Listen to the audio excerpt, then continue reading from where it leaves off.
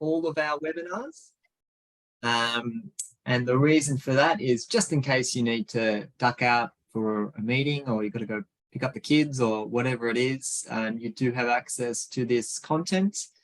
Also, if you find that a particular topic wasn't quite covered as well as you'd like, or you just want to refresh on a particular component, you're able to just access all of the modules that we will be presenting.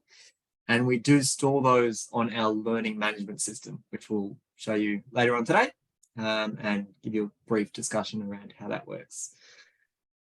Another little reminder that because we are talking about the transport network and we're looking at road safety, there are a few images regarding crashes that have occurred, but nothing too graphic. And we make sure that we give you the heads up just in case it's triggering or anything for you. So nothing too graphic that you'll see. You're in Zoom webinar, which is different to Zoom meeting. So you may have noticed that you don't have the ability to show your video or unmute yourself because this is the webinar function. And so what that means is if you did want to reach out to us, we encourage you to use the chat function, which I can see already a few people have. You'll notice within the chat box, there's a little to section. And if you click on to everyone, that means all participants can see. If you just do to hosts and panelists, that means only Marissa and I will see, and the rest of the colleagues that have joined us may not get to see your contribution. So we do encourage you to select to everyone, sorry. Every now and then there are issues with the chat function due to computer systems like firewall systems and stuff like that. I'm not IT savvy, I have no idea why it happened, but we've found out a little workaround is to use the Q&A function. For whatever reason, Q&A generally always works. But first point of call, give the chat a go. If that doesn't work, then try the Q&A. And if that doesn't work, you can just send us an email or just the training team an email, and then we'll be sure to respond to you with any queries. Or, the classic log out and log back in, which should always do the trick, I find.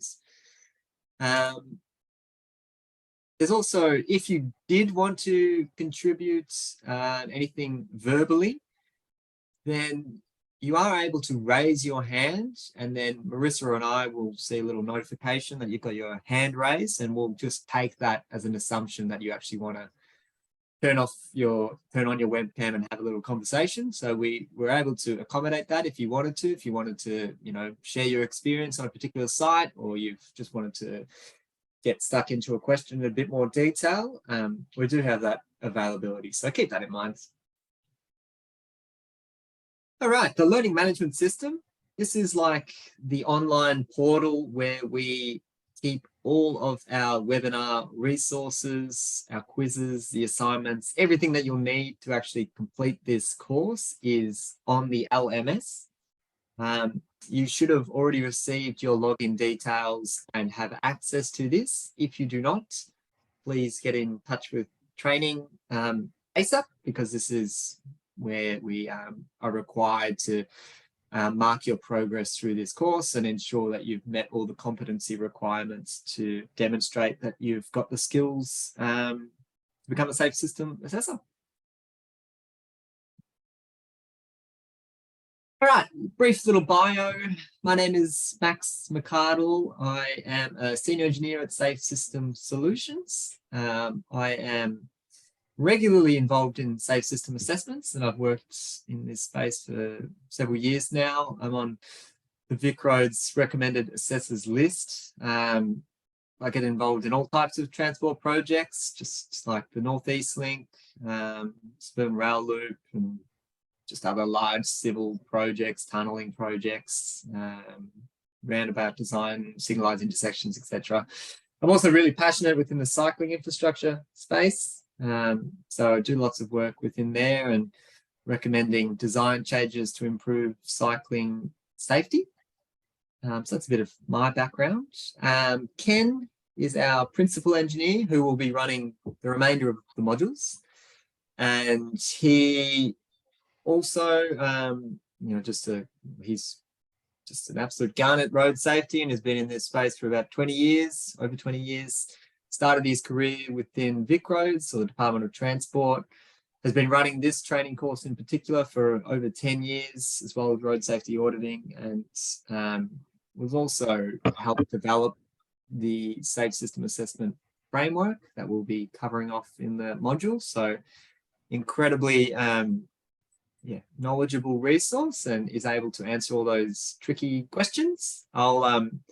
I'll do my best. If you've got any complex questions and any ones that I don't immediately know the answer to, I'll probably just throw to Ken. And I might also give Marissa a little shout out as well, if you wanted to do a brief introduction of yourself, Marissa. Hi, I'm training coordinator here at Safe System Solutions. Very much in the background, assisting with helping all of our fantastic programs come to life. I'll be here throughout the session in the background. If you do have any technical difficulties or any questions, please pop them in the chat, or you can shoot us an email at training@safesystemsolutions.com.au. Happy to help with any issues you have. And if you have any questions throughout the session for Max or anything at all, please pop them in the chat and we'll be sure to let Max know of your queries.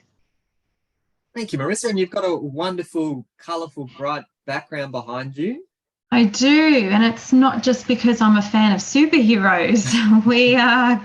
There's going to be lots of discussion today, lots of interaction we're looking for from yourselves, lots of quizzes and questions from Max. We'll be looking for your answers, and best answers win prizes, basically. So if you want yourself a stuffed, which way am I pointing, Superman or a Batman, give us your best answers and discussions and interactions, pop them in the chat.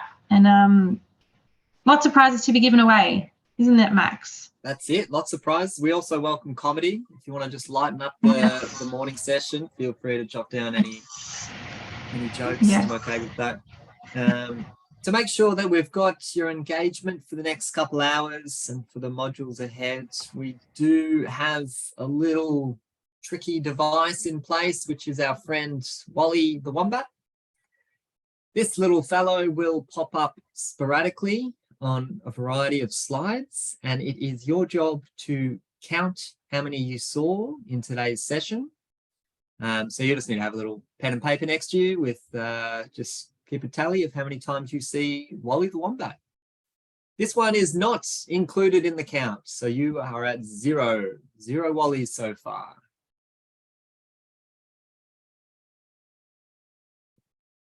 All right, as Marissa touched on, we love giving out prizes. Make sure everyone's engaged, make sure you feel comfortable chatting and sharing your opinions and things like that. So any opportunity, feel free to just chuck it straight in the chat, ask any questions, and your chance to win a prize. We also do a bit of trivia before the start of each module. So if you arrive just a few minutes earlier, you're a good chance just to get involved in some trivia and win a prize through that way as well. Marissa, did you want to add anything there? Yeah. No, you've said it all. Basically, arrive a few minutes early to each of the next remaining 4 online sessions, and we tend to do throughout a few trivia questions, some road safety related, some not. So just for a bit of fun and chance to win a few prizes. Thank you, Marissa.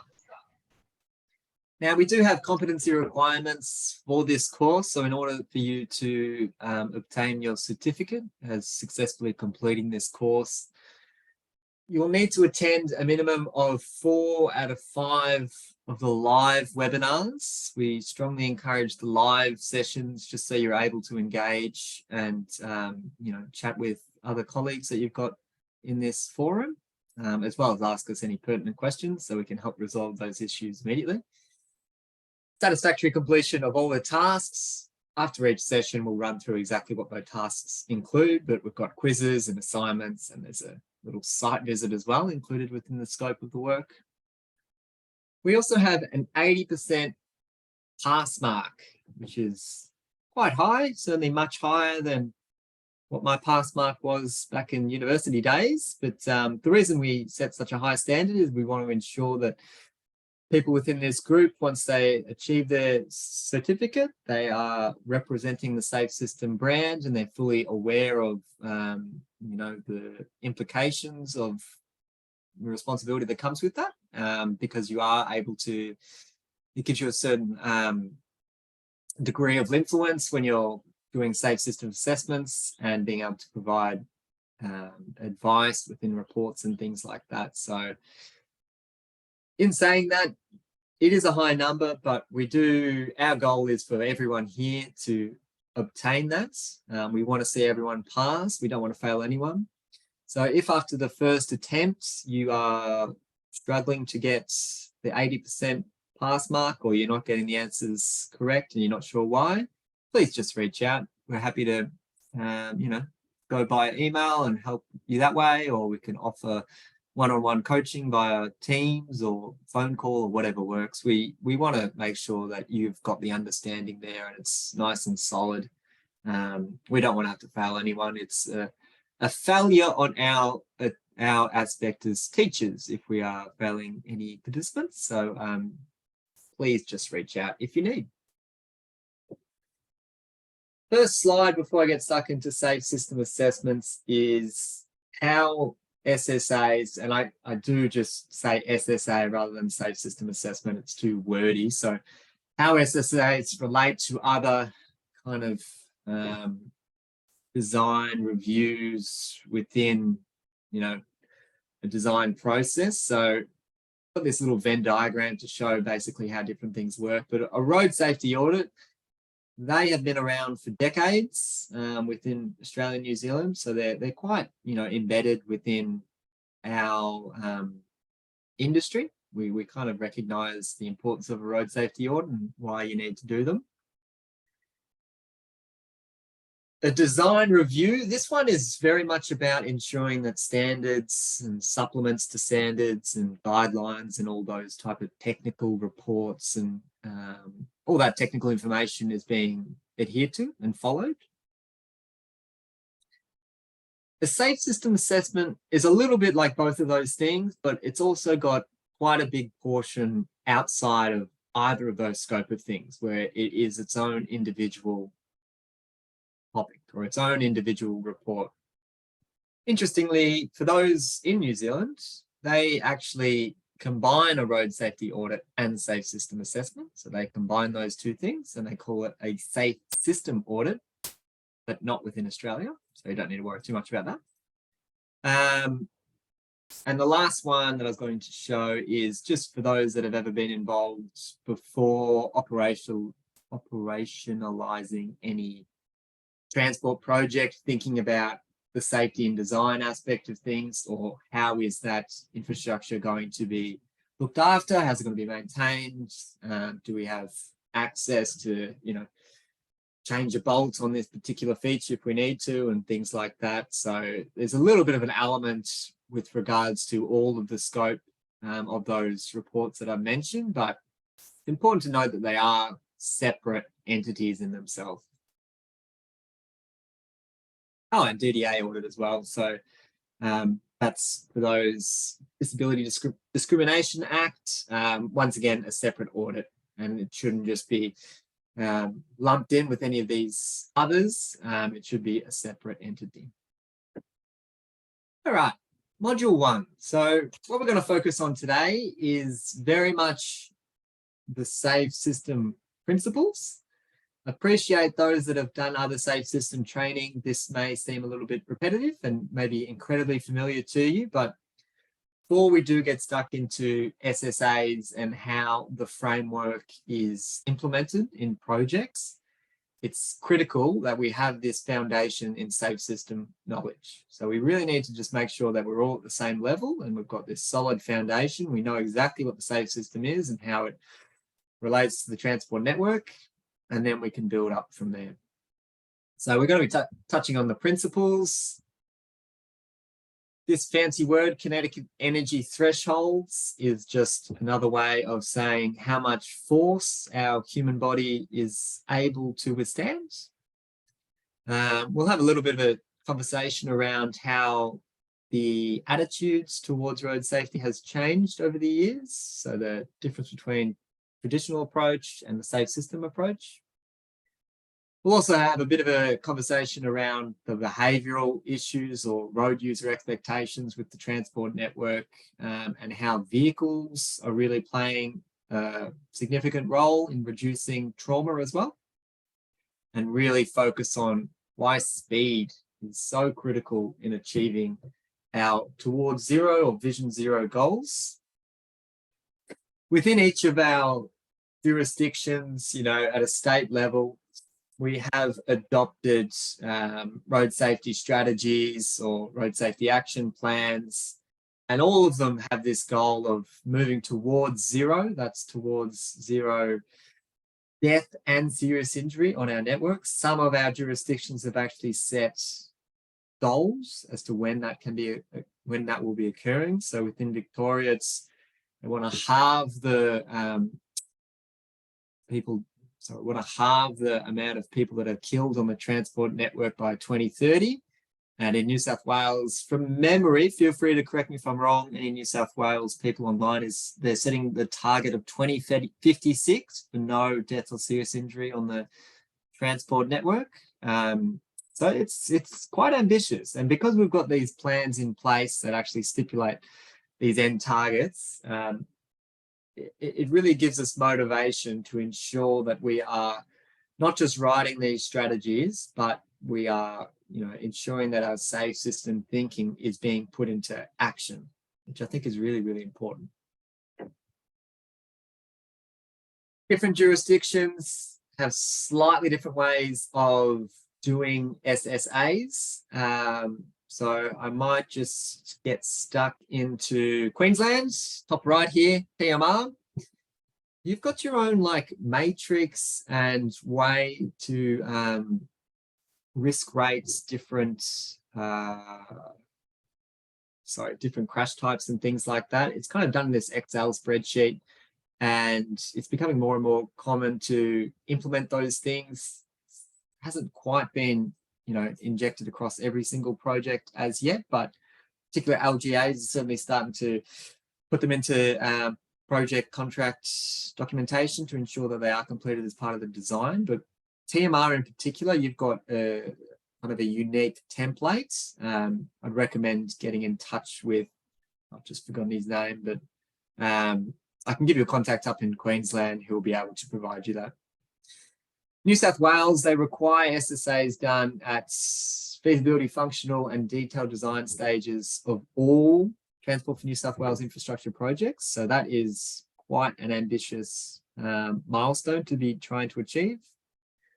As mentioned in New Zealand, they combine the SSAs with their road safety auditing. So it's just one project called a safe system audit.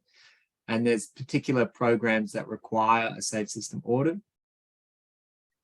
ACT and Tassie are fairly similar, just requiring it for major projects. Victoria actually has capital infrastructure investment, depends on what type of audit is required. So if it's above $5 million, then you need to do an SSA, but it's optional if it's below 2. And if it's in between that, then there's still a bit of wiggle room. But South Australia adopted the same approach as Victoria there, and has just set, depending on the size of the project, as in the capital investment required, that will determine whether or not an SSA is required.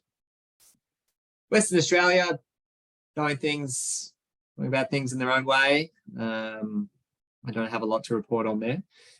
Northern Territory, once again, there's no clear guidance when it is required, but generally the larger scale infrastructure projects is when SSAs are being called for. Before we get stuck into how SSAs currently look, or how the safe system principles currently look, I just wanted to reflect on how they've evolved. So the first question I've got for the group, and feel free to chuck this into the chat. What year did the Australian federal government commit to the safe system? So you can there's no right or wrong. So there is a right answer, but there's no points off for putting in a wrong answer. You're not marked on any of these questions. So you feel free to just chuck in any year that you think. What year did the federal government commit to the SAFE system? So in which year was it endorsed or enacted? Give you a second to have a go at that.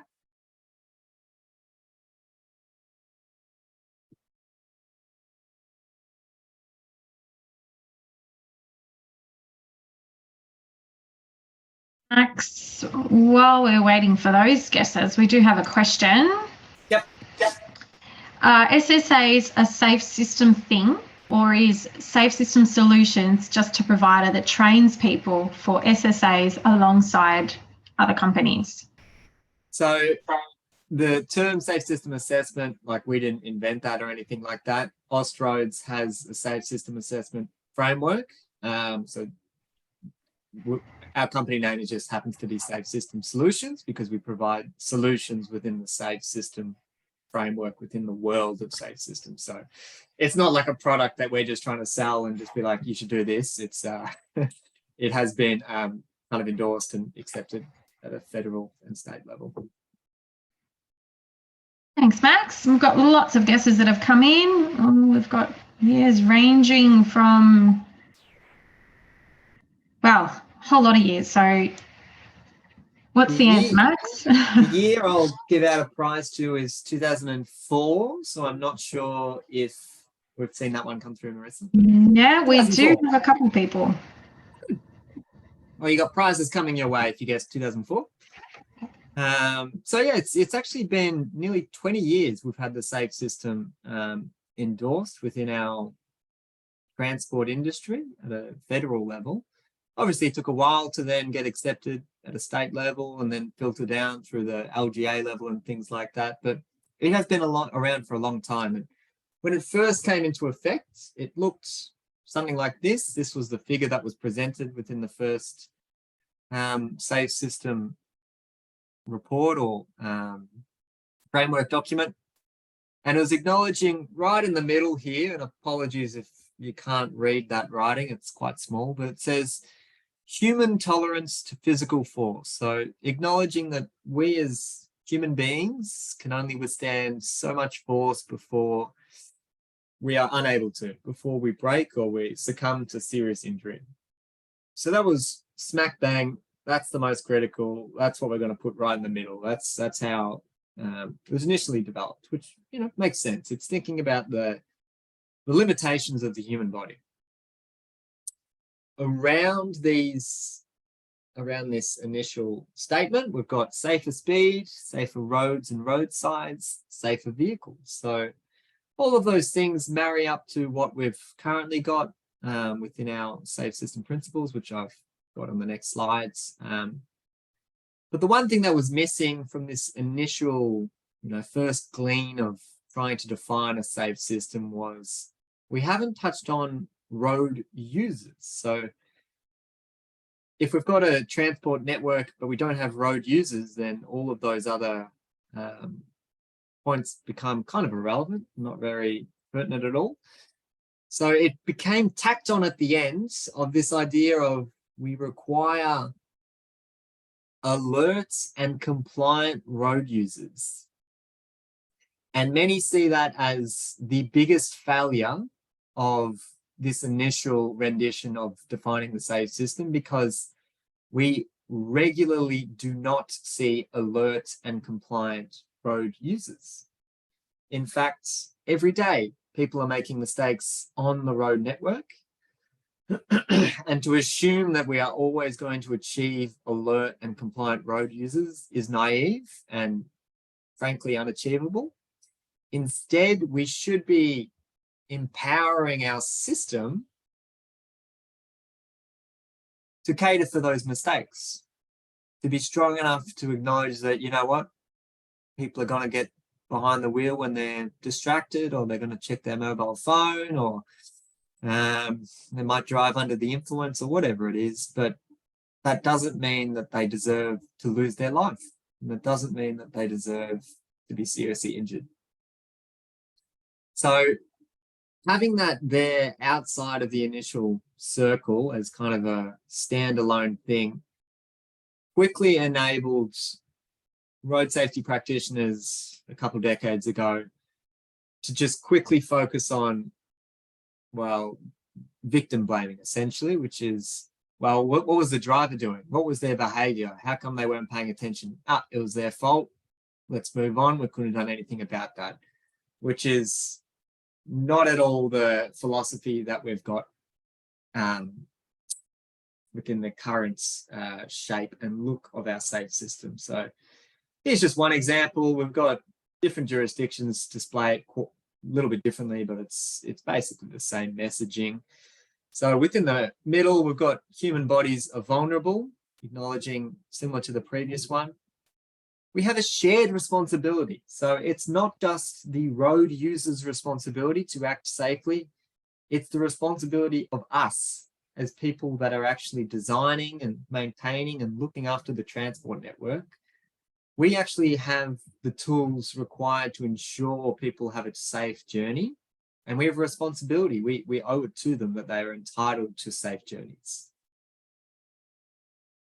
The last one there, people make mistakes. So we've put that there right in the middle of the circle, saying that we need to be completely aware that as much as we'd love to see and ensure that there's never, ever a drink driving incident again, we know there will be. And we know that people will make that mistake. So we need to do all that we can within our infrastructure environment, within our speed environment, within our vehicles to cater for that. So the 4 pillars that we reference when we talk about the safe system are speeds, the road users, the roads and road environments, that's the carriageway and everything adjacent to the carriageway, and the vehicles as well. So what are the safety levels of the vehicle? Key principles, kind of touched on them in the previous slide, but really first and foremost, we don't want to see death or serious injury on our transport network. Now, it is ambitious, but it can be often useful to step outside the industry that we work in and have a look at a different industry. So just as an example, we'll focus this around the safety culture, but we'll try and tie it back into our transport network. But have a think for a moment of back in the day when we used to get children working in warehouses making tin cans, okay? So this was this was the norm a couple hundred years ago, I guess, where we used to have children working in these factories with heavy machinery, and the idea was, or the sentiment around this scenario was, each individual that went to work had an individual responsibility for their own safety. So it's basically, if you're coming to work here, you get hurt, that's your fault. That was very much the starting of these type of scenarios, okay? That is referred to as a pathological response or a pathological culture, okay? It's up to everyone to do the best they can, and yeah, it's not my fault. Then as time went on, what this industry, the manufacturing industry, noticed was, well, there happens to be a lot of downtime when, people happen to injure themselves on a particular machine, and I've got to pay out the workers because, they've broken their arm or they've been maimed or killed or whatever it is. And I've got to pay out their families and can't use the machine for a week and all this stuff. So it's costing my productivity. And so it kind of shifted in culture to becoming very reactive, solving the problems as they come along the way. In other words, waiting for trauma to occur and then pumping in some money to hopefully mitigate that as a risk. An example within this context would be like, all right, well, I'm going to make sure that this machine, well, probably there's no kids there to start with, but they have to wear a helmet, they have to wear gloves. There's a little like guard in place, so you can't put your hand where the belt is going. So there's all these things, and you're not allowed to stand within this area, etc., etc. So they've identified the risk and they've put in treatments to hopefully mitigate that occurring again. And then the economists, they started to do a few calculations within this space, and they thought about, well, all right, I happen to note that I'm spending £1,000 a year, because it was pound back in those days, £1,000 a year on time where tools are down because we're having to address trauma that's occurred, or machinery are unable to be used and things like that. But actually, I think if I invest £500 in improving the safety of those machines and making sure that people attend training and they know exactly what they're doing, and they give adequate room in between the machines and stuff like that. If we have all that and we spend just £500, I think we can get a much better saving there. So that's when the economists got into this environment and started thinking about, well, what can we actually invest before any trauma occurs to hopefully save us some money? That's what it came down to. It was first, well, what is going to save us money, as opposed to what is going to ensure that no one is actually hurt in this environment. Now, our manufacturing industry looks a lot different to what it was, as you would expect. We're much more in this proactive space within our manufacturing. I guess it depends on what particular industry you're in, but this idea that safety is the constraining factor, okay? So it's basically saying, in this example, I can produce 45 car parts a week, and that's it. It's safe for me to do 45, and that's all I can do. If I do any more, I'm at risk of endangering my staff or breaking down machinery or whatever it is. So that's all we're going to produce, okay? So it's about safety actually setting that benchmark. The final little topic there is just the maintenance of it all and ensuring that we are evaluating how well we have, hit those targets that we've set ourselves. Are we actually doing 45 a week? And what is the rate of injuries occurring within our site, etc. So all of these have been framed around this discussion of the manufacturing industry, but you may have noticed within the little text description underneath them is it's all incredibly relevant to our transport industry as well. So one side of the spectrum, a pathological approach, it's up to everyone to protect themselves as best they can. We certainly have elements of that still within our transport network. So just as an example, we let 16, 17, 18-year-olds drive cars. We give them a little test within that hour period. We assume that they're fit to drive, and then we give a little card that gives them the ability to do so. We say, good luck, be safe, because it's incredibly dangerous out there. And that is a bit of a pathological response, and just letting everyone kind of assume their own safety and just say, it's risky, good luck. Reactive, solve safety problems as they come along the way. That is nearly the definition of a black spot program, but basically waiting for road trauma to occur and seeing where the little hot spots are, and then putting in a funding submission to be able to treat that with infrastructure, but waiting for the trauma to occur. I'm not trying to say that we don't need to be doing that. I'm just saying that this is a reactive approach. So we've got aspects of that within our industry. Calculating. those that may have picked up on what I was alluding to within the example of a BCR, benefit cost ratio.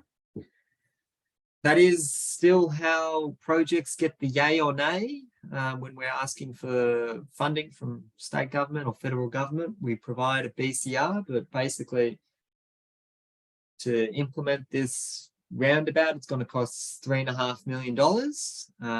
And we expect to see savings of $6 million or whatever it is. Or it could have a BCR ratio of 2.0, meaning for every dollar you invest, you get $2 in savings back. And the savings come from you're not having to pay out families, and also your workforce, or the way that you've got individuals being able to contribute to the economy now. They're no longer being taken away from the community where they are unable to contribute. That's another kind of positive. So we still very much have a calculating economist mindset when we're looking at delivering investments and how to prioritize different treatments across Australia and New Zealand. We do also have lots of proactive things.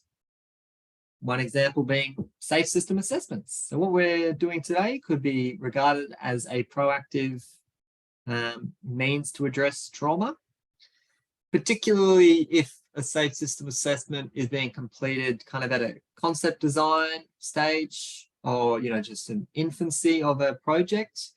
It's got a real opportunity to say, well, we've looked at the design and what's being proposed, and we've reflected on what is considered a safe system and what would be expected to be able to withstand for human vulnerability, and acknowledge that people will make mistakes. And we're recommending instead the design looks like this. Okay, so that's being proactive. It's not waiting for it to get built and then being like, oh yeah, I'm pretty sure there's going to be crashes there, or pretty sure there'll be trauma there, and then seeing it and then investing more money.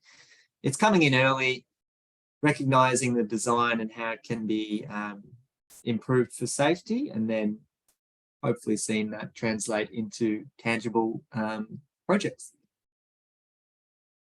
And maintaining, just ensuring that we're always evaluating our transport network. We are keeping track of our crash statistics and seeing any trends that could be occurring, and making sure that we're looking after the community and we're achieving the KPIs that we've set out in our road safety action plans.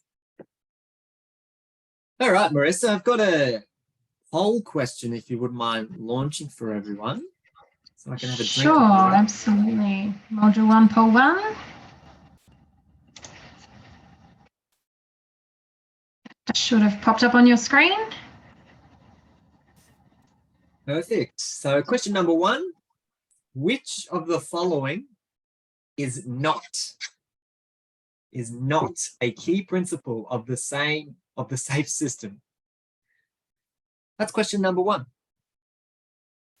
Question number 2, at what speed did Usain Bolt cross the finish line in his world record 100 meters sprint? So once again, you're not marked on these questions, so just chuck in an answer, give it a go, and I'll give you a minute or so, and then we can share the results.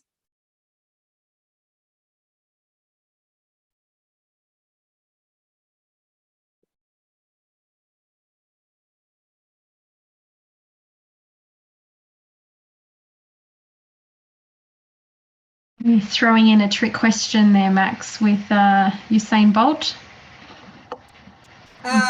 All will be revealed. It does have some relevance. Some Yes. people may have seen this reference before. But I promise it will lead into a segue.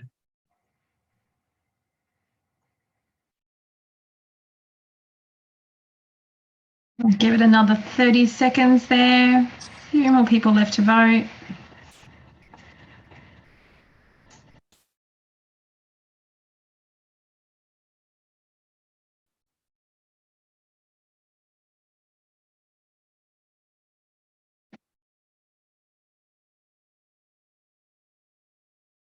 Bit to finish it up there, Max. Okay. Yep, let's wrap up the poll and you can share the results, Marissa, please. Wonderful. Okay, so we can see the majority of people agree that aiming for no mistakes on the road is not a principle.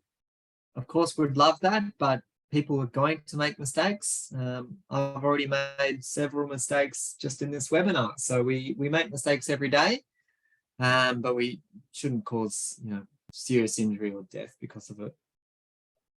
And at what speed did Usain Bolt cross the finish line in his world record 100-meter sprint?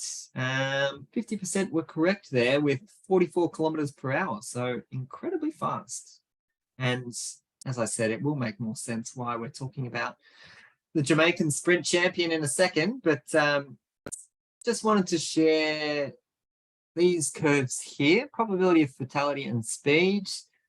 There's a few different versions going around, but they all more or less correlate to represent the same thing. So if you've seen smoother or different curves, don't get too hung up on that. What this is showing is on the y-axis, the probability of a fatal incident occurring, and along the x-axis, the collision speed. The curve that I've got up there at the moment is regarding a vehicle colliding with a vulnerable road user. We define a vulnerable road user as anyone that's not in a car, basically. So a pedestrian, a cyclist, or a motorcyclist. There is a little bit of research out there that motorcyclists can survive slightly higher speeds because they've got the full equipment on and the helmet and things like that. But generally, rule of thumb, we just group them all together as vulnerable road users, okay? The reason we bring up this slide is to just demonstrate at about this point here, the curve kind of exponentially rises very, very quickly. So there's like a rapid increase in what is the level of trauma or the predicted probability of fatality. And that speed happens to be at around the 30 kilometer per hour mark. So within the safe system thinking, also referred to as a safe system speed threshold, if you've got the potential for a collision between a vulnerable road user and a vehicle, you want to ensure that the vehicle is at a speed of 30 kilometers per hour or less. Now, I can imagine a lot of you are thinking of road scenarios where we are not meeting that, and that is completely accurate. But this is what evidence is telling us, that basically our human body can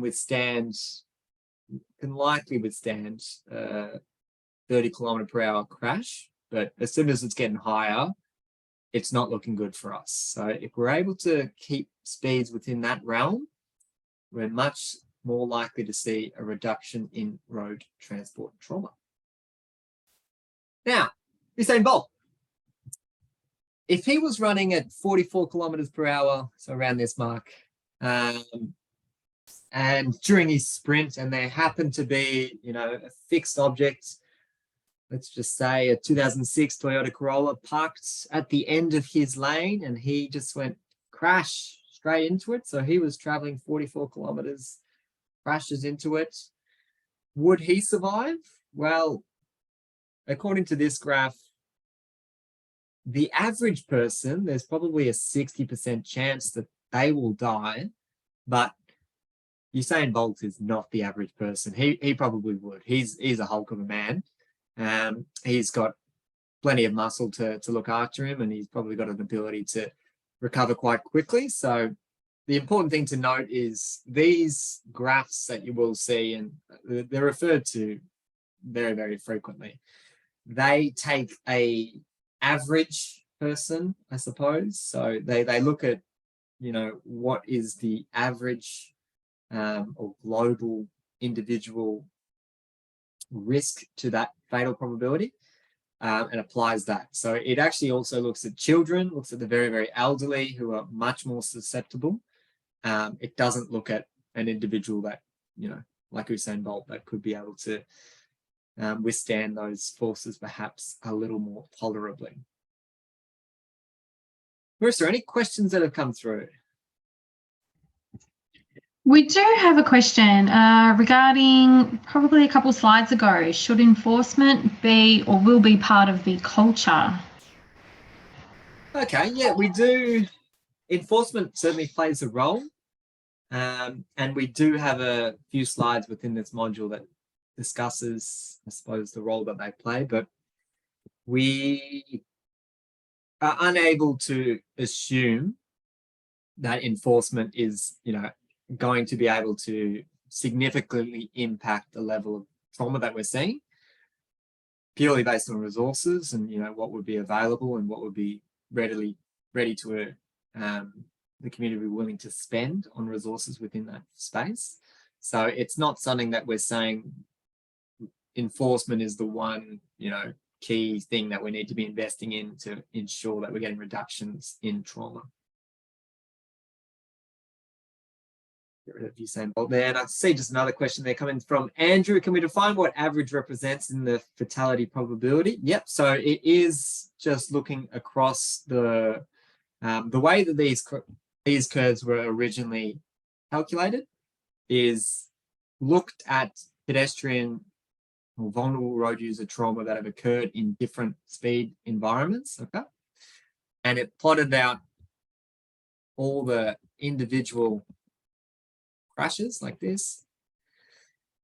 All of those individual crashes was from a range of user types, genders, age groups, abilities. So it's not just one demographic there, which is why this graph is representative of a more global or uniform person as opposed to one specific individual. It's similar to how we designed for a passenger vehicle, whereby we're not saying this design will suit a 1992 Lexus.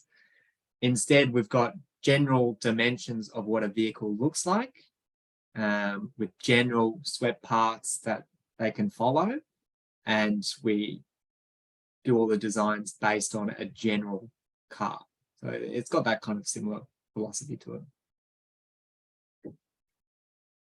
This slide is just demonstrating what we are built to survive. So we've got a gymnast here that, you know, running at full speed and collides with the, I forget what that thing's called, the pommel horse or something like that. So that's what we're built to survive, basically running at full speed and colliding with a fixed object. This gentleman, you know, broke a couple ribs, but then a couple of years later was a gold winner in the 92 Olympics or something like that. So, you know, it's not life-threatening and able to get up and make a full recovery from that. So that's the kind of energy that we are as humans able to withstand. It makes a lot of sense as well from an evolution perspective. That's why would our bodies need to be built in a different way when historically that is the fastest we've ever been able to travel. Okay. Now we're in a position where we can get into machines and travel much, much, much faster than that. And we have not evolved to suit that. So we are still within the realm of basically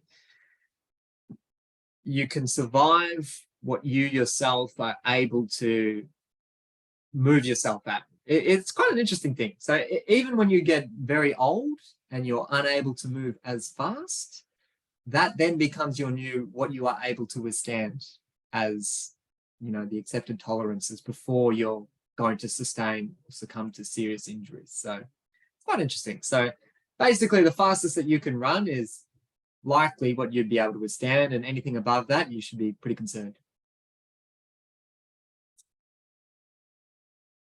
Now we've got another curve represented on this graph, which is looking at a T intersection crash, or just an intersection crash, T-bone, that type of crash. The speed, the collision speed that we're talking about here is the vehicle that is crashing into the other vehicle. So that's referred to as the bullet vehicle, for those that have heard that term. The other vehicle, that is the victim, I suppose, is referred to as the target, which is unfortunate terminology, but that is what you may see referenced. So I just wanted to clarify that. The collision speed relates to the bullet vehicle. So we'll do the same exercise and just demonstrate where things are getting really quite hairy, or where things are getting much worse, much quicker, is around this point here, which is the 50 km/h mark. So similar to what I mentioned before with vulnerable road users, if we are in an environment where there is the possibility to have right-angled crashes, we want to be bringing speeds to at 50 km/h or less, based on what we know the human body can withstand. We are also not hitting that target. Final one I'll show you is a head-on crash. Now, this collision speed refers to the speed of both vehicles, okay? So both vehicles traveling at the same speed, crashing into each other. And the speed that we take for this one is 70 km/h. Similar rhetoric, similar language that I've used previously. If we have a road scenario where it is possible for head-on collisions to occur, we should be aiming to have collision speeds of 70 km/h or less. Now, if that all hasn't made too much sense, we get lots of confusion around this kind of traveling at 70 km/h, or isn't that 140 km/h collision and things like that. I can explain it in a very technical sense with physics and stuff like that, but to make it even more fun, there's a Mythbusters video which just goes through it absolutely perfectly, which we've uploaded onto the LMS. And if you wanted to watch it over lunch, it's just a good idea to refresh yourself on exactly how those speeds, or how those collision speeds worked and why they make such a big difference to the occupant of the vehicle. So encourage you to watch that over lunch. We also have these little kind of call out boxes sporadically dropped in across the presentation. And if you pop onto the LMS and download the PDF slides for today, you'll be able to click on that little icon there, and it's just going to take you to some additional reading within this space. So if you're particularly interested about a topic and you want to learn more, you can just click on that, and that will give you some further intel. But hopefully that's given you a little bit of information. Just drew this little dotted line here because, as mentioned, that's the points there that we're kind of acknowledging where things get much, much worse quickly. But it's still only, well, it still does leave this residual risk where a person, maybe in a wheelchair, or perhaps a young child that's incredibly vulnerable, they could be killed in a car park at very, very low speeds. Same with a head-on crash. It is possible for that at 60 km/h to result in a fatality. So there are, the reason that we've kind of set these targets of 30, 50, and 70 is because we're miles away from achieving that. And so rather than just be like, well, let's get to zero, let's treat zero, we've got to do zero everywhere. And well, we probably wouldn't have a transport network if we were going with that approach, because, or it would just look like it's too hard, we can't possibly do anything. So we've taken this 10% mark, or when things get much worse, much quicker. Those are the figures that we use. And that's what you will use as part of your safe system assessments. This severity scoring. Oh, sorry, Marissa. Oh, that's okay. We've got a few questions if you wanted to answer them now, or Yeah, let's go for it. Yep. Yeah, all right. So we've got a few comments regarding the previous slide about fatality and speed. So learn to run faster. And surely if we can run at 60 kilometres per hour, we'll solve most of these issues. So yeah. I think I need to get training then. I'm certainly nowhere near hitting those targets, but I do often wonder that if we will evolve because of the trauma that we're occurring, and I don't know the answer to that. I guess evolution takes thousands of years, so maybe by thousands of years' time we won't be in cars anymore. But yeah, I don't know. Good philosophical question. We're flying through the sky. Yeah. Okay, how will self-driven cars contribute to achieving desirable SSA outcomes? Great question. Let's give a prize out to that one, Marissa. Oh, nice one, Andrew. Autonomous vehicles, we do have a little section on them within this presentation. We fully acknowledge that they are going to provide a wonderful platform to reduce the trauma that's occurring. When that will occur is still a little bit up in the air. I keep asking friends that work within that space, and they keep just telling me it's coming. We do know that it takes about 25 years for the fleet, the average vehicle within the fleet, to turn over. So in other words, if autonomous vehicles were, the norm tomorrow, it would take 25 years before we started to see the majority of vehicles on the network to be that, standard and that kind of detail. So what I'm trying to say is, for the moment, SSAs, what we're doing here, completely relevant, and I said this training course is going to still be very pertinent for many years to come. Great, thanks, Max. Just one more question regarding the confusion you mentioned. Would it be more accurate that collision speed on x-axis was understood as the speed limit?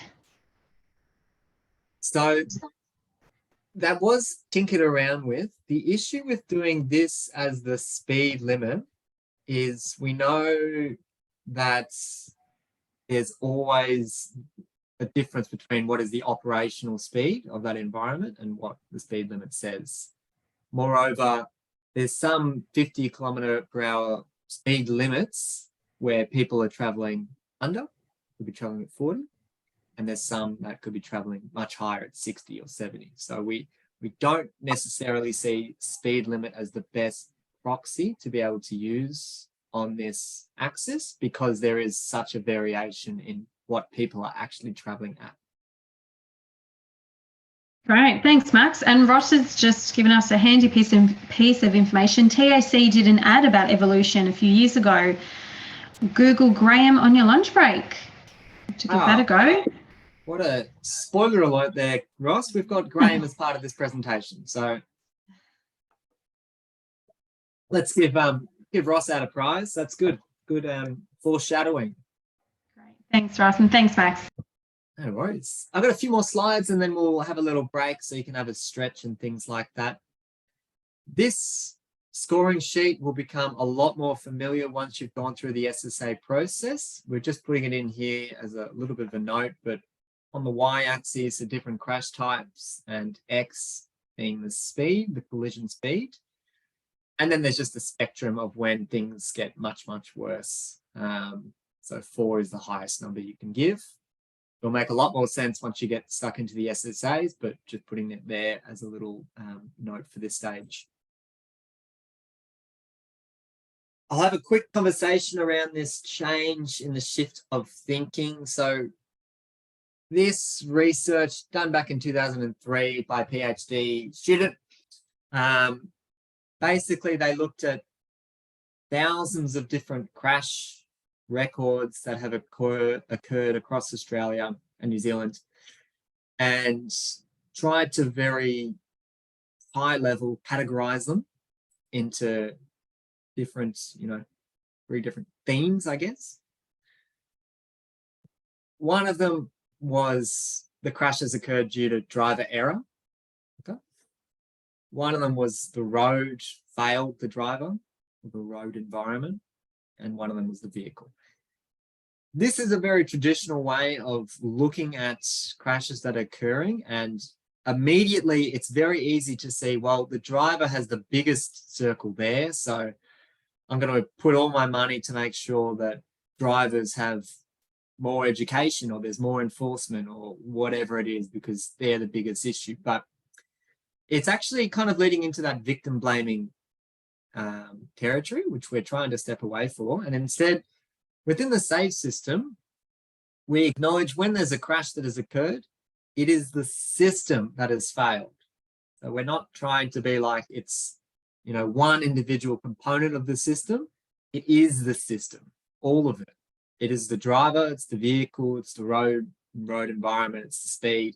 All of that has played a role in the outcome. There's a few little ones that kind of sit on the outside, driver inexperience. So, young teenagers that don't have their license and they go for a joyride, or driver excess as well. Basically deliberate violations, very, very difficult to be able to cater for within the system. But there's also an argument that everything belongs within the system because everything is, part and parcel. Let's skip over that one. I'm just going to get straight into this mix and match exercise. We've got a poll for this. Basically, on the left-hand side is the traditional approach for different themes. And on the right-hand side is the SAFE system way of looking at things. So just an opportunity to see how things have changed over the years. The poll should have popped up on your screen. I'll be honest, there's a few ways that you could interpret this, so there's no real need to get too hung up on if you are a bit confused as to which column to put it in. But give it a go. And I'm also going to use this time just to take a 4-minute break for you to have a stretch and get some water if you need. So I'll be back in 4 minutes. A few more people popping in their poll answers, but I might just hit end poll, just go through it one by one. And rather than share the results there, I'll just go through it on the screen. It's a little bit easier. So victim blaming, traditional way of looking at things. SAFE system is, well, people will make mistakes. We've got to make sure that we're reducing the harm associated with those mistakes. We've moved from it's all about education and compliance. It's all about creating a system that's going to be forgiving. Focus on crash reduction. Instead, within the SAFE system approach, we're not generally considered about all crashes. We really just talk about fatal and serious injuries. So it's a little rear end crash in a car park or something like that, not too concerned. If it's another injury or things like that, not too concerned. Fatal and serious injuries are the ones that are most pertinent within the SAFE system thinking. All the pillars within the SAFE system act together, so they all have a role to play. And yeah, try to maximize safe mobility. Back to that proactive little preamble that I gave before, but recognizing that this is how much of the transport network this is how we can operate it to ensure that everyone is safe, and we're not going to go above or beyond that. Just got a little statement that we wanted to share that I think encapsulates the SAFE system thinking very well, which is from Ian Cameron. We need a paradigm shift in road safety policy to stop the road death epidemic, and we need it now. It is unrealistic to expect that education and enforcement alone will bring the needed step change. Even road users who know and follow the rules make mistakes. A safe system creates an environment in which simple mistakes no longer kill people.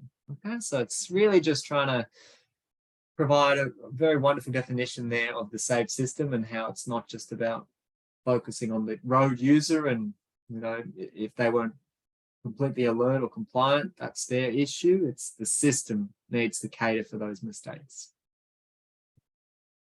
Which takes us into this example here. So this is the Melba Highway in Victoria, and was one of the first projects where a median barrier, flush median barrier, was installed.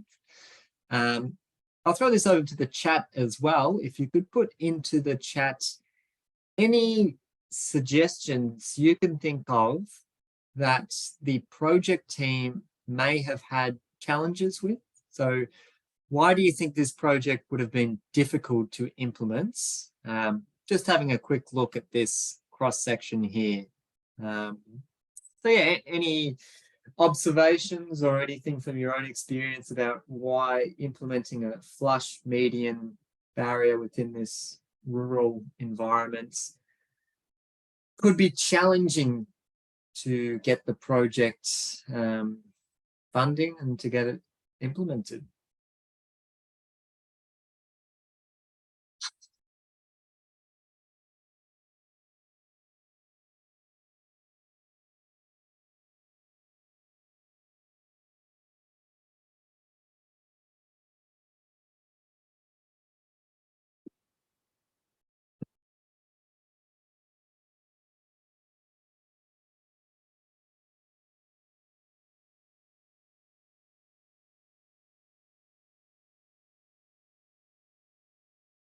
Lots of good answers coming through. I can see, yeah, looks like lots of people probably work within this space, acknowledge the environmental or cutting into batters, kind of make it a bit more constraining. Also animals as well, that was brought up with this project, kangaroos and wombats within this particular section. Lack of runoff areas or having to reduce the sealed shoulder width, and on this side, no sealed shoulder. That certainly did come up. The one in particular that I think, there's two examples of this, Marissa, so we might be able to give out 2 prizes. That I think is really worth mentioning is the deflection of the wire rope system. So for those that haven't seen this system before, the way that this is intended to work is if this was a vehicle traveling in this direction, running off road to the right, and they collide with this system, it actually deflects out, kind of like this, before bringing errant vehicles back into their traffic lane, etc. And this width of deflection would actually encroach into the opposing traffic lane. Now, lots of people within the standards team and, you know, very focused on ensuring that everything's up to code and stuff like that, which is important, not trying to detract away from the work that they're doing. But if you were looking at this from a standards perspective and you've got this deflection occurring within the opposing traffic lane, that will not meet standards, okay? So there were a few people within the project development era of this project saying, we're unable to do this as a treatment because we cannot meet that standard. However, if you look at the alternative being there's no physical protection there whatsoever, and an errant vehicle can drive straight across and collide head-on in this environment, which is 100 kilometers per hour, we know there will be fatal accidents there. We know that. By putting in the median barrier, it's acknowledging that people may make mistakes. They may fall asleep at the wheel, for instance, or veer off into their lane. The median barrier, for one, will slow down those vehicles. So hopefully instead of at 100, you may have already dropped speeds to 70 or below. And if they were to collide with that and a vehicle in the opposing direction happened to be in that exact same spot, with the speed reduction, you're hoping that that would at least mitigate the risks of that becoming a fatal incident. So just an example of, you know, where it hasn't necessarily met the standard spec, but because this project actually went through a safe system assessment, the alignment with safe system principles was it is much better to have this in there than not have it. And of course, what ended up happening, as was fully anticipated, is the wire rope barrier was crashed into. We also have another video on the LMS, which actually is the person that crashed into the wire rope barrier. So it's a very interesting story where this person had just gone for a weekend away with the family, was towing a caravan, and yeah, coming home late on Sunday night, driving back to Melbourne, and, you know, feeling a bit fatigued. Fully acknowledged that as well. They said I was tired and got behind the wheel, but needed to get home. Veered off into the medium barrier. Rather than obviously colliding head on with an opposing vehicle, the medium barrier did its job. The opposing vehicle managed to get away unscathed. Both drivers pulled over to make sure they're okay, swap details and things like that. And then the TAC happened to get in touch with them and said, hey, can we do an ad about this? This is fantastic. And the guy is just basically saying, this medium barrier saved my life. I would have killed my family and killed likely the other person as well if that wasn't there. So it just really puts it into perspective about how effective these treatments are. All right, I might just pause there. It looks like there's a few questions that came through there, Marissa. It looks like smaller spacing on the wire rope, but would still be, yeah, 1.5 meter deflection plus, absolutely. Wouldn't the full deflection occur upon the full spec of containment of a 25 angle degree of incidence on a straight road? It would still be unlikely to deflect that full width into the opposing lane. Absolutely, Aidan. Yep. The standards team were taking the worst case scenario, being that they do collide at 25 degrees and, you know, it's kind of almost intentionally hitting it to try and get to the other side. So if you go with that mindset, just thinking the worst case scenario, then yeah, things can look much worse than they necessarily are.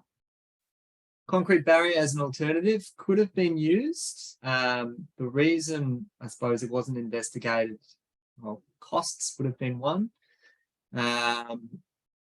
Concrete barriers as well, like, don't tend to, they're not as forgiving as wire rope or flexible systems. So if you've ever got a choice, if you're going to have to crash into anything, crash into a wire rope or a flexible barrier, because it's much more likely just to slow you down quicker. That's what it kind of does. So not as common to see them as medium barriers treatments there. Likelihood of collision in vehicle and overtaking lane and is also lower than the left lane. Yeah, that's pretty valid, yeah. Plus the shy line effect of the barrier causing road use to sit slightly more offset from the barrier side. All perfect responses. Love it all. Good on you. We'll give out some prizes there, Marissa. I'll get stuck into the next topic, which is safe road users. This one is a bit more difficult to influence, as you can appreciate. If you've ever had to do any community consultation or anything like that, or face-to-face workshop with concerned residents or trading organisations, trading groups, generally, a lot of the population have this idea of the transport network in their head, like they see it every day, they've grown up with it as children. They know that what the risks are and you can't tell them differently. So this, to me, is a very difficult pillar to influence, but wanted to give you some insights as to what we know does work. So I'll just get stuck into it. Education, probably no surprises there. We get stuck in when they're young, kindergarten, primary school age, that's when they're most likely to be able to retain information. They're just a wonderful sponge at that age. It's also incredibly common for children at that age to, pick up things that they've learned within school or wherever, and then tell off their parents who may be driving. So not wearing a seatbelt or speeding, they notice the speed signs and they know that they're going too fast. Children will tell off their parents. So education, we know absolutely that's a big thing and a very good way to influence road user behavior. There's a few different programs similar to this within different jurisdictions, but the idea of providing a mentor for someone that is actually just learning to drive. So some of the time, a learner may not have access to a full licensed driver to help them get onto the road and get comfortable with driving. There are programs out there where there's these mentors who actually get, assessed for their appropriateness, and they are able to tell them, all the road rules, what it means to be alert and compliant, all the important stuff of, obeying the road rules and things like that. That program in particular is another really good example of how education can be really important, and providing those resources there for those in the community who may not have access to those provisions. This is just another flip on the idea of children telling parents, but also what parents do within the vehicle reflects upon the children. So, children tend to be very responsive and acknowledge any of the traits that their parents are giving. So in this example, the parent on their phone within the car, the child is likely to think that that is an okay thing to be doing. Generally, it's very easy when having conversations with the community or the general public to hear about individual risk. In other words, you may hear the expression, I drive that road every day and I never see any crashes, or I've never been involved in any crashes in the last 30 years or whatever. And that is individual risk. That is risk at one person's perspective. What we have to deal with as, road network managers or transport professionals is collective risk. So we actually look at all of those individual risks multiplied by the number of people within the community or accessing that road network, which then turns into a much more substantial collective risk. Okay, so it's just another way to frame this conversation that you may be having. People tend to be focused on their own personal experiences, which is individual, but we have to look at and we have to accommodate collective risk of the community. All right, so what works? I've already mentioned a few of these. Getting in early, education combined with other partner activities, graduated licensing scheme. Yeah, so another part of this as well is when you are doing education campaigns, it's also very important to be specific with your messaging. If you are to say, drive safe because the roads are dangerous, it doesn't really have any effect on the audience because there's just nothing tangible within that. If you are to say, every time you get in the car, put on your seatbelt, or you say, every 2 hours, pull over and have a break, it's much more definitive. The messaging is clear. It gives the audience a very tangible thing to be able to action. Okay, so just something else to keep in mind if you are getting involved in any campaigns. What doesn't work? We know that fear tactics doesn't work. So very popular, maybe 20, 30 years ago, was showing the brutality of crashes, even taking high school students to hospitals or the morgues to show them what could happen, doesn't work. What happens is the person reflects not within themselves. Instead, they disassociate and say, no, that wouldn't happen to me. It's too grotesque and unbelievable that that could happen to them. It's very difficult to be able to internalize that and change behavior because of that. So we don't really recognize that as a strong means to target road user behavior changes. Skill-based driver training. So this one might be of interest, or advanced driver programs. Sometimes certain organizations, they may send their staff to these type of training programs where, you know, they're allowed to take their car into a race course and drive at full speed and then engage in skidding or emergency braking with the intent that they will then somehow become a more seasoned driver or be more aware of their vehicle. And to some extent, that is true. They will have, you know, a slight increase in their skills as a driver and acknowledging what their vehicle can and cannot do.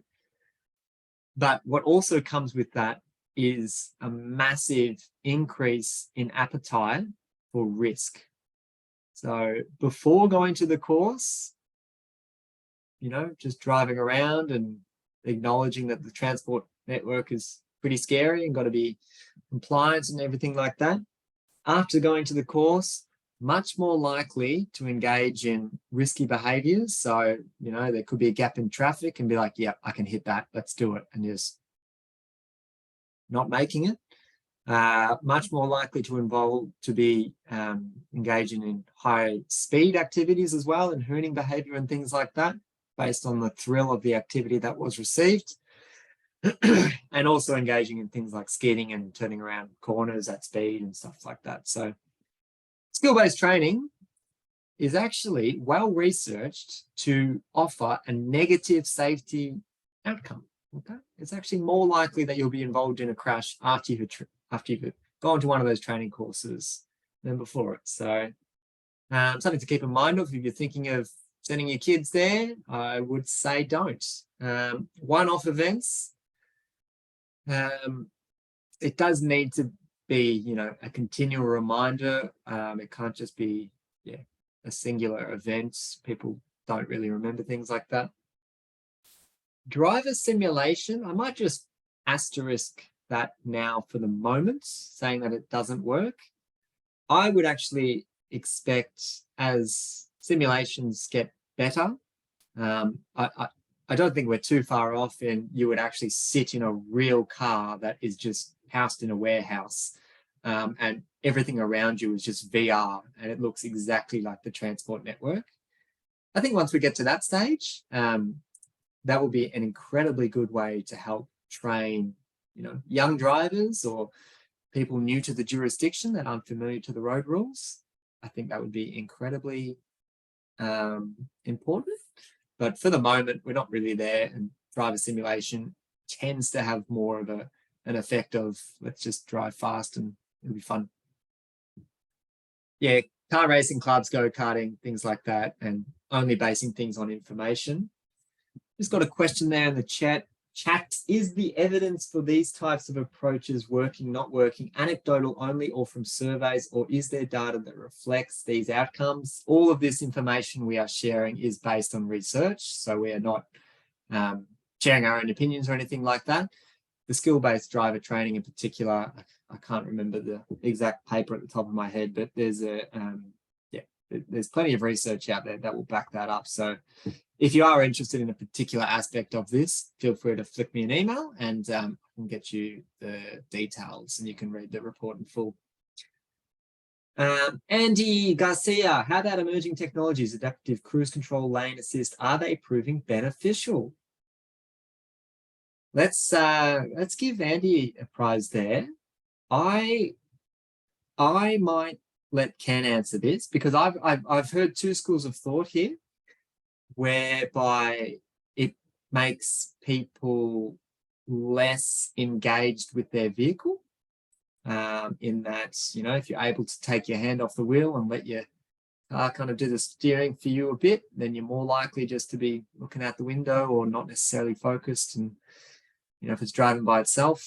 So there's that aspect of it. But the flip side of it is if it takes away that ability for people to make the error because it's kind of guiding itself along, it's keeping the lane by itself. You don't have to worry about a fatigue type of crash occurring, veering off to the lane, because it's going to be like, hey, you're veering out of the lane, I'm going to make sure you go straight kind of thing. So I don't have a definitive answer there for you, Andy. One that I will follow up with Ken. He will give you, look, it can go on my book. Nice. Oh, you can't see the book. Anyway, I'll make sure Ken follows us.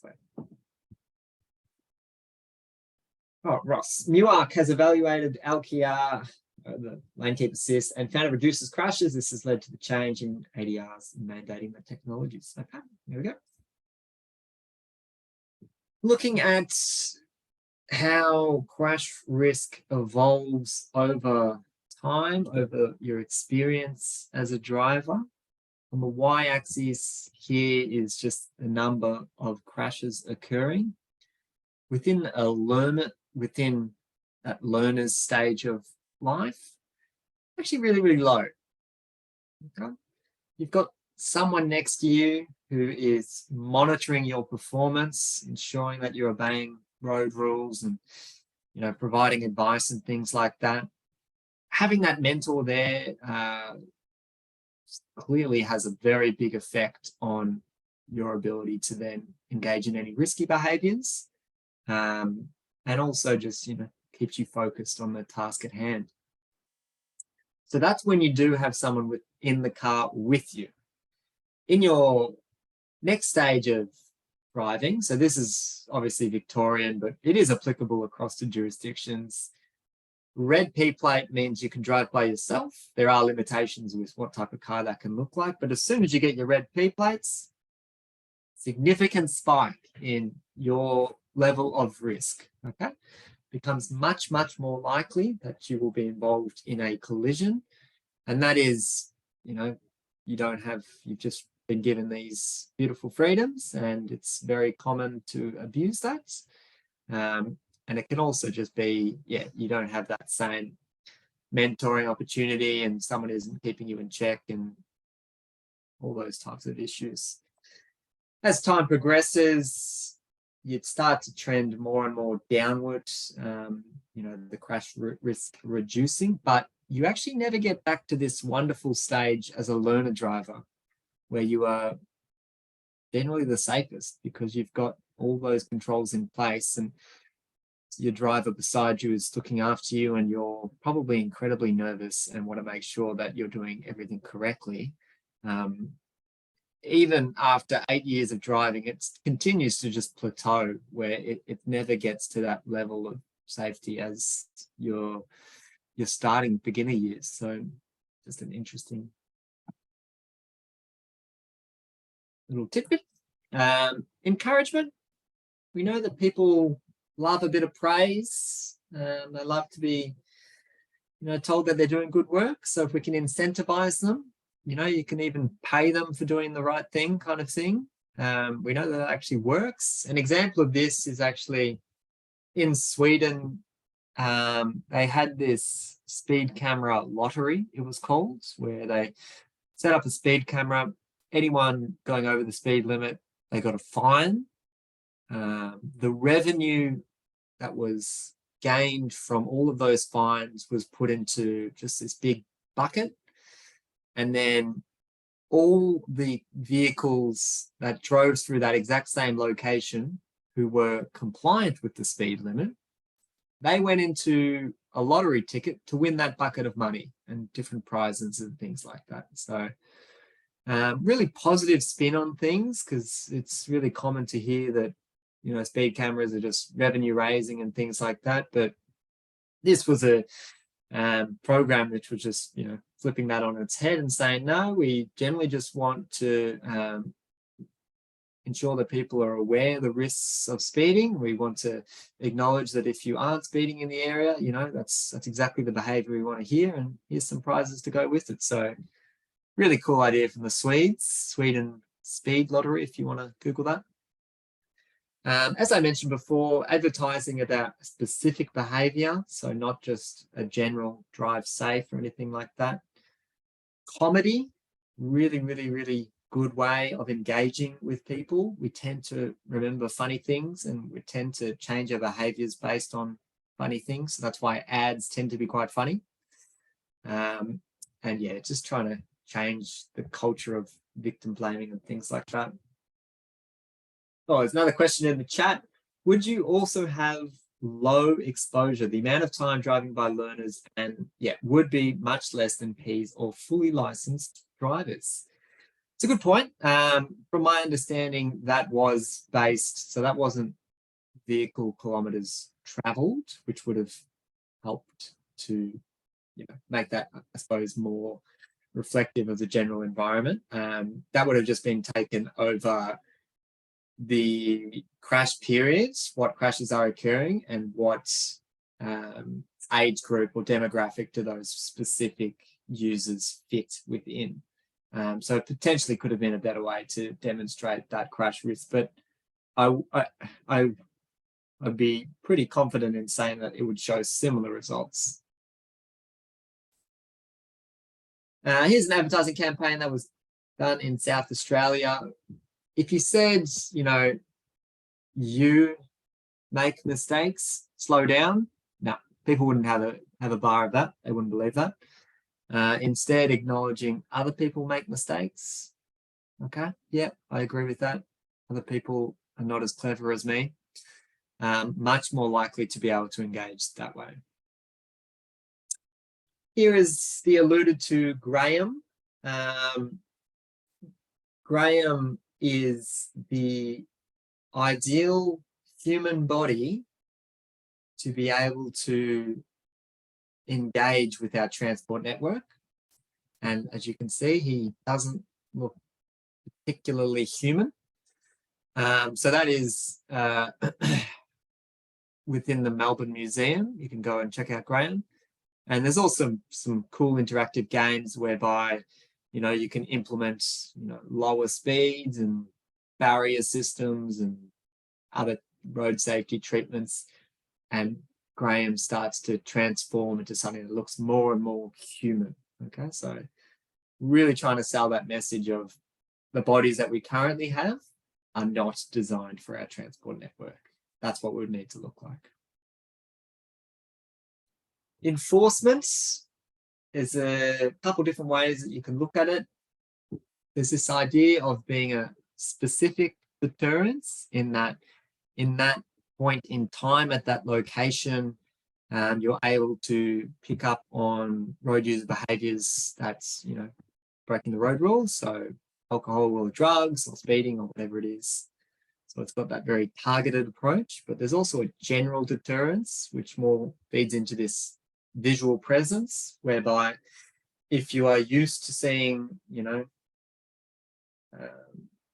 the booze bus every week on the Pacific Highway or the Sturt, wherever, you're probably more inclined not to get behind the wheel if you are under the influence, just because you've got that, you know, constant reminder that you could get caught.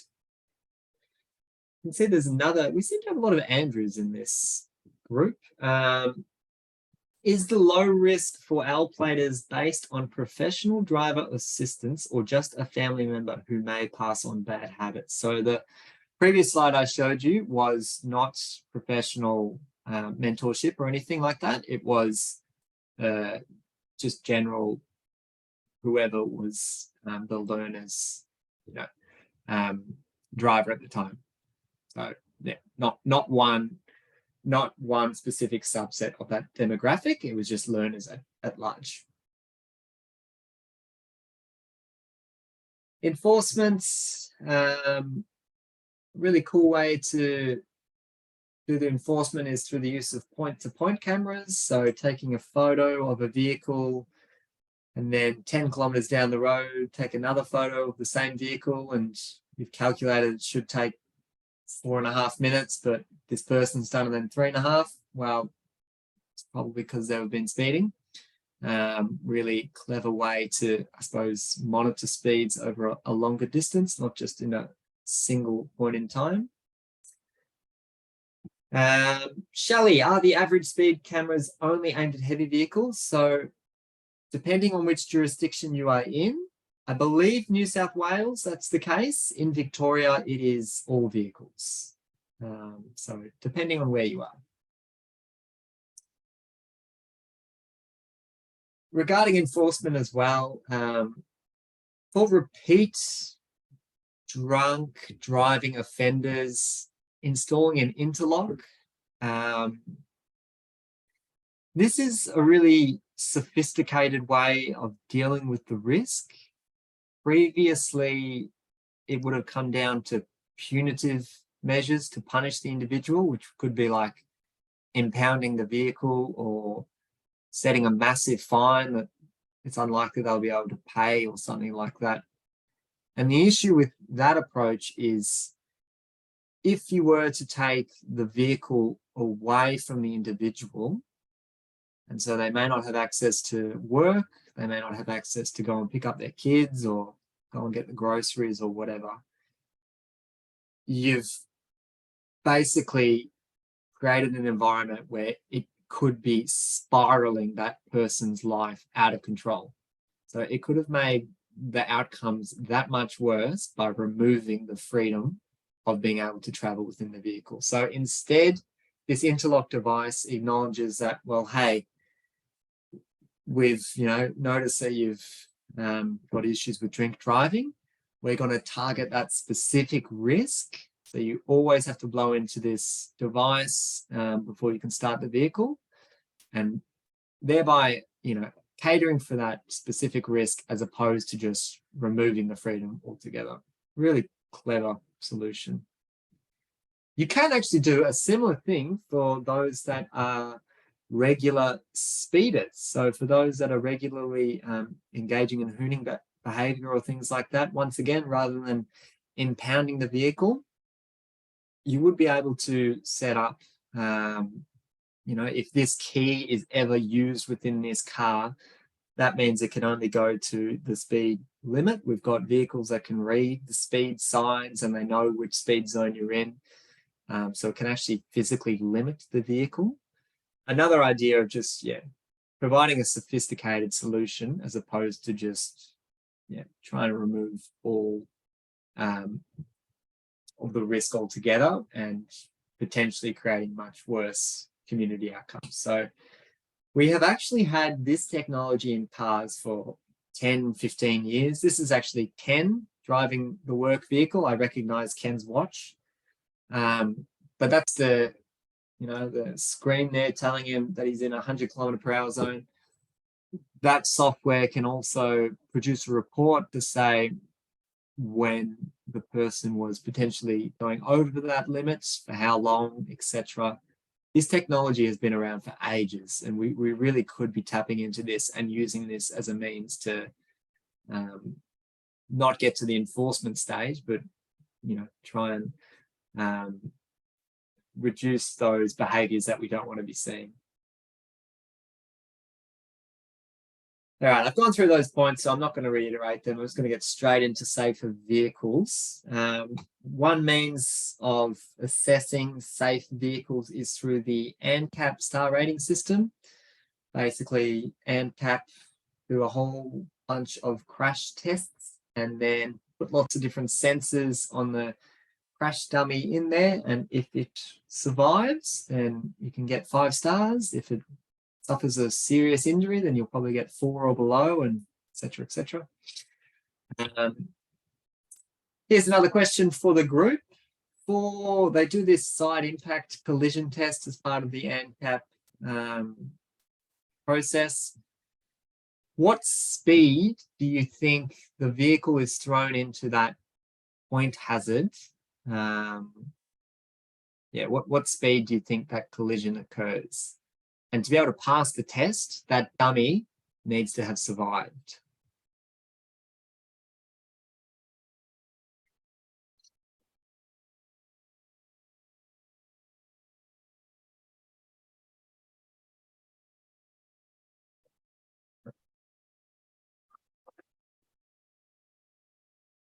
Lots of guesses coming through, Max. Thanks, Marissa. Variety of numbers. Right. Well, it used to be a few years ago, 29 kilometers per hour. They've actually bumped it up now to 32 kilometers per hour. So whoever was the closest there, Marissa, can get a prize, but just wanted to acknowledge that it may be a 5-star vehicle, but we are certainly driving at speeds higher than that, where those types of collisions can occur. Yeah, something to ponder, I guess. There's also pedestrian crash tests these days as well. In other words, if your vehicle were to strike a pedestrian, how safe is it at not just protecting the occupant of the vehicle, but those on the outside, which is a pretty neat idea. So there's some, it's quite common to see bonnets that have got this kind of pop down hood, so you can kind of bounce into it and then bounce back up. Not as dramatic as like a trampoline, but not like a rigid surface that's going to increase the risk of, blunt force trauma, I suppose. There's also little airbags in modern cars that can come up and protect the windscreen, so you don't have pedestrians going through that. Now, we are going to eventually see this as our new standard, what the new next fleet will look like, where there's no driving vehicle whatsoever. So you're able to just hop into the car and tell it where you want to go, and off you go. As I said before, I kind of alluded to it, we do recognize that this is the future, but there's a long time until we do get there. There are, shuttle cars operating in various different locations across Australia that are autonomous. They might be at university or just around the foreshore or areas like that. So they've got a specific route that they can operate.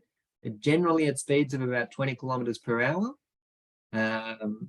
So they're starting to get integrated into our network, but I think we're still quite a long way from seeing this as just a means as we get around.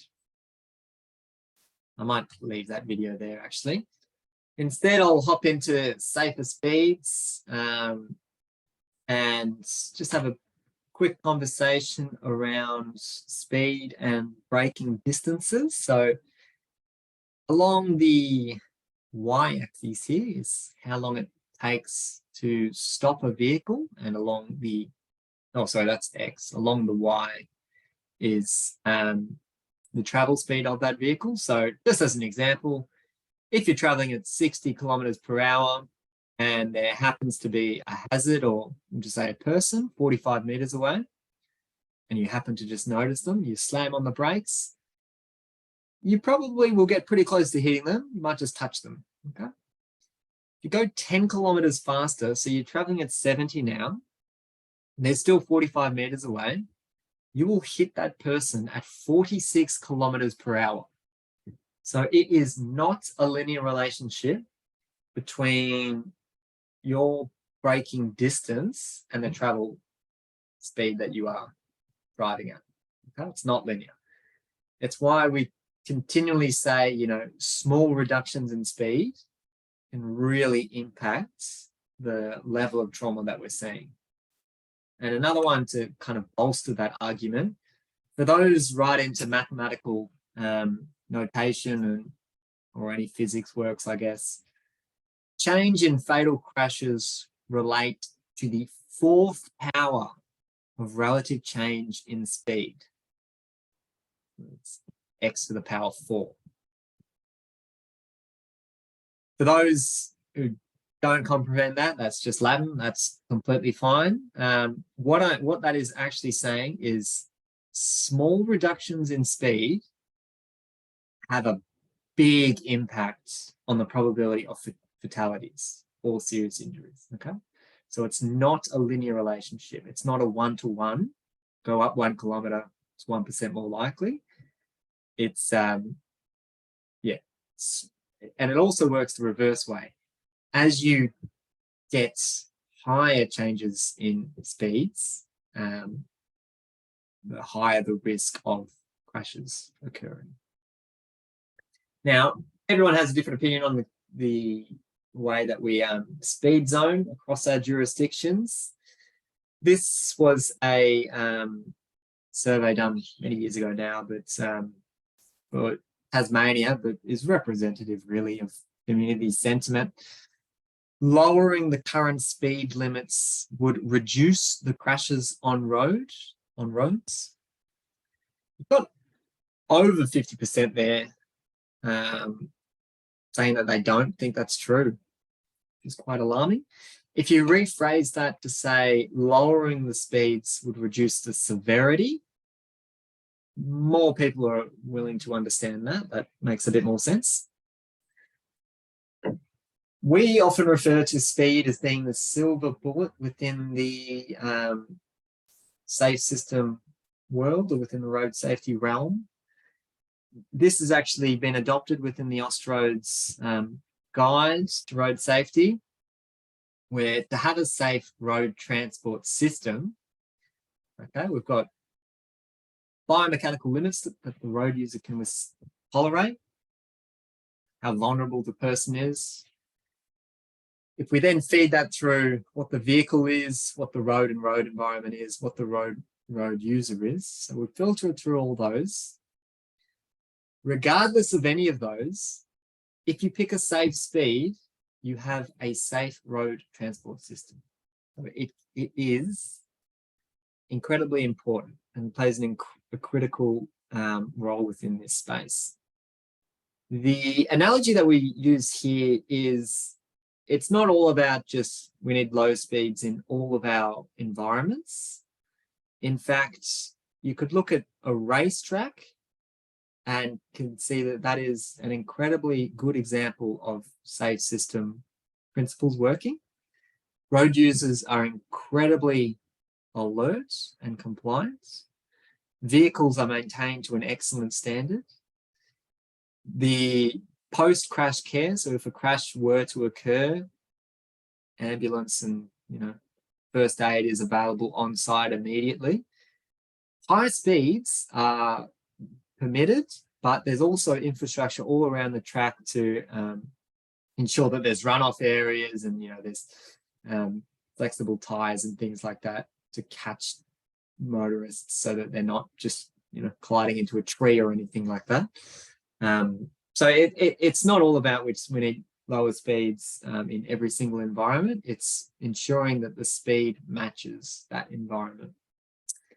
And I've got a few more slides to go through, Marissa, but I might actually just hand over to you and let you go through the LMS just so we have enough time to chat through that. Sure, absolutely. I'll just share my screen.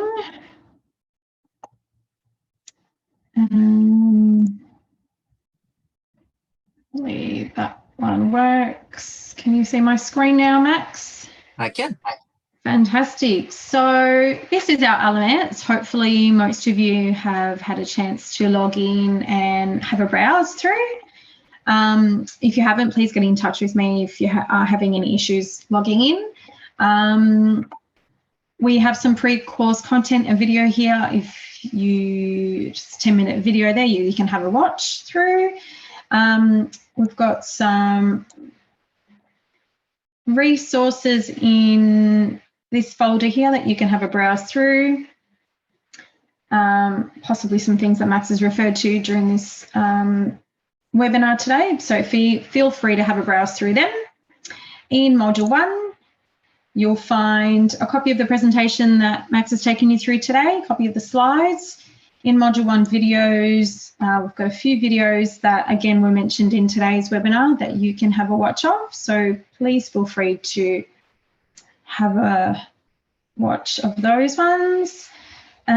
We have a Module 1 quiz. So at the end of this session, there is a quiz, a multiple choice, about 10 or so questions there that you will have to complete. as one of the tasks to complete for this course. And we have our Mythbusters episode that Max also referred to, that you can have a look through that one. Yeah, that's about all we need for module 1. So please complete the quiz. Handy probably do while it's fresh in your mind after today's session. And any issues logging into there, please let me know. That's about it, Max. Thank you, Marissa. So could have actually gone through a few more slides. Have a little. Nah, I'll leave this again. I'll give you all, I suppose, a lunch break, or depends what part of the world you're in, but you might log off there and give you a chance to complete the first quiz of today. There might be a few questions which would relate to some of the material that I was just about to cover, so maybe just have a flick through the slides if anything isn't, not jumping out of you because maybe you haven't covered that yet, but give you a few minutes to either finish early or get stuck into the quiz, and we'll see you for the next module session. Fabulous.